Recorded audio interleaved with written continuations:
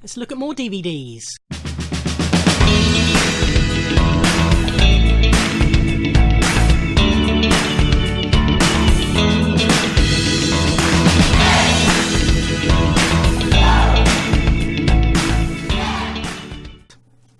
Ahoy hoy everybody, and welcome to the next part of a look at my normal film and TV DVD collection. We're on shelf 5, second half of that shelf, third video of that shelf, so however many videos that's been. Let's just get cracking. First up is It's a Mad World. Let's get the number right. This is when was it? 60s? Yeah, 63. It's one of those films that's got a cast of hundreds of famous people. It's sort of going on a driving... just checking the plot. Oh yeah, that was it. Yeah. So there's a group of 8 families, or pairs of sets of motorists, and a mysterious stranger tells them where a stolen fortune's hidden, so they all go off on a race to try and find the money, basically. But it's just a zany comedy. It's sort of the precursor, if you like, to the Cannonball Run and those sort of films. But I mean, it's very much of its time, humour-wise. But I mean, the cast: Spencer Tracy, Milton Berle, Sid Caesar, Ethel Merman, Mickey Rooney, Phil Silvers, Terry Thomas, Jonathan Winters, Edie Adams, Jim Backus, Peter Falk, Buster Keaton, which is my main reason for buying it, Carl Reiner, the Three Stooges, plus various other people. It's just fun. This is the Bourne Ultimatum. I'm pausing because I thought I had the box set of the Bourne films now on Blu-ray. I will show you this anyway, but I might then... Normally, if I've got it now on Blu-ray, I've not been showing you these. So I might end up talking about this film briefly again. But this is Bourne Ultimatum, which is the second one, I think. Yeah, I think it's the second Bourne film. I just enjoy all the Bourne films, basically. I'm not going to go into too much detail, you know about them. This is 0.45. So Mia Jovovich, Angus McFadden, who you'd probably recognise if you don't know the name, Stephen Dorff, Aisha Taylor, or Aisha Taylor, I don't know how you say her first name. Anyway, 2 small-time criminals, Angus McFadden and Mia Jovovich, they're a couple. But he goes off on one and beats her up, and it's sort of a fallout of that. But it's also a thriller, as well as being about that, a crime thriller. Good film, yeah. Mia's excellent in it.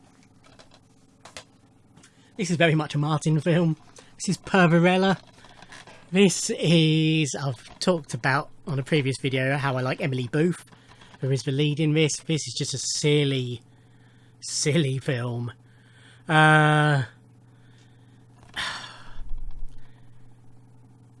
Oh, I don't know how to describe it.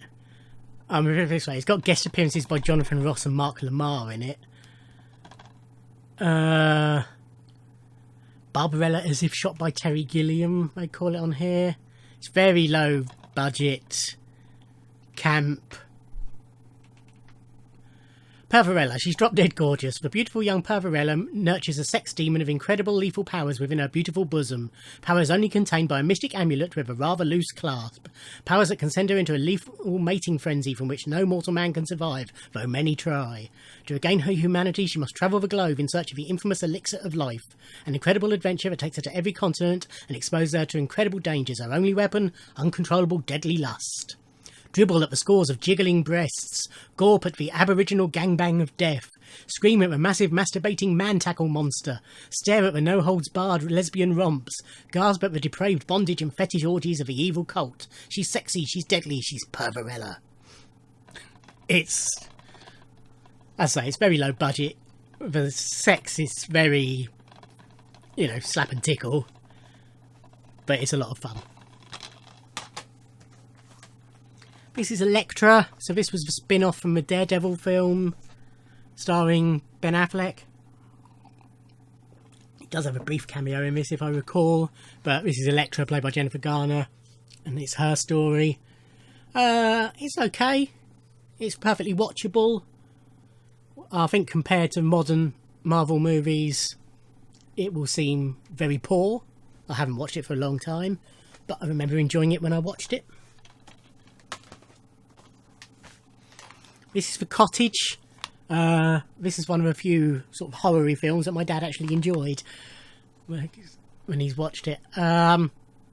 It's a sort of a comedy horror. Stars Reece Shearsmith and Andy Serkis.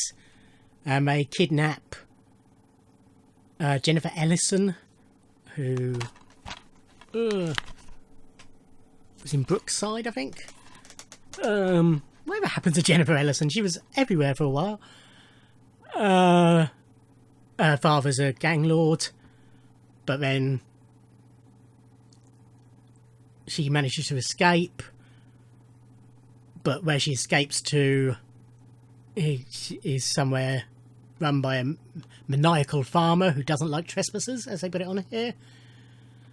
So yeah, it's very tongue-in-cheek horror, as you can tell, particularly by the presence of Reece Shearsmith. But yeah, really enjoyable.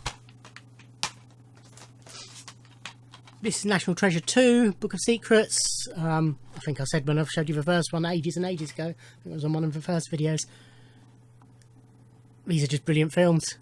Just a lot of fun. High production values. So, you know, you're not watching them going, well, that's silly or anything like that. Just really good films. Yeah. Back to the Poison Ivies, which I think I talked about.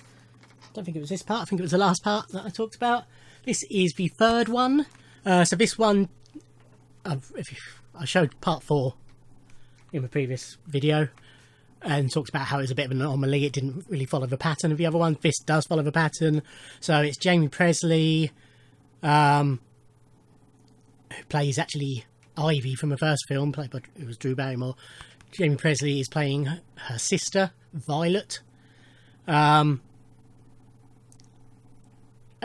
she moves in with her best friend's family, and she seduces the father. Very similar to the plot of the first one. And it's sort of, you know, the fallout from that. But Jamie Presley just looks amazing in this film. I'd probably rank it third in this. I think the films sort of follow the order. So the best one is the first one, second best, so on and so forth. This is Caligula, the infamous Tito Brass film that was subsequently re-edited and had additional shots put in by Bob Guccione, who ran Penthouse. So it's obviously based on the life-ish of Caligula in Roman times. I mean, the main cast, Malcolm McDowell, Helen Mirren, Peter O'Toole and John Gielgud, amazing. But I like it. I'm putting that down there. I first owned this on VHS in the most edited version and just didn't get it at all. But then when I watched the full, I'm trying to think I think it's the full uncut version although yes, it does contain explicit sex, it also does have the most cohesive storyline as well. Although I think it's the alternative version, which is just the same but with less sex, more or less does. But you might as well have the sex as well. Full of extras on this. I do intend getting a Blu-ray of this because, as I say, I do like the film, and it's a beautiful film to watch. I'm not showing you the back. I can't remember if I flicked it over or not, but I might have to edit it if I do, because there are boobs on the, or a boob on the back. Yes, don't watch this if you're easily offended, but if you're broad-minded and you don't mind stuff that's not quite narrative. Anyway, it's a good film. Ish. You know what I mean. Oh, ravaged on a bit too much on this part. Do I turn it into 4 and stop here? Yeah, I'm going to turn this into 4 and stop here. So it's a sneak peek of what's going to be first on the next video. But this one will be a bit shorter than the previous two. Anyway, enough waffling. Previous parts are available on the playlist.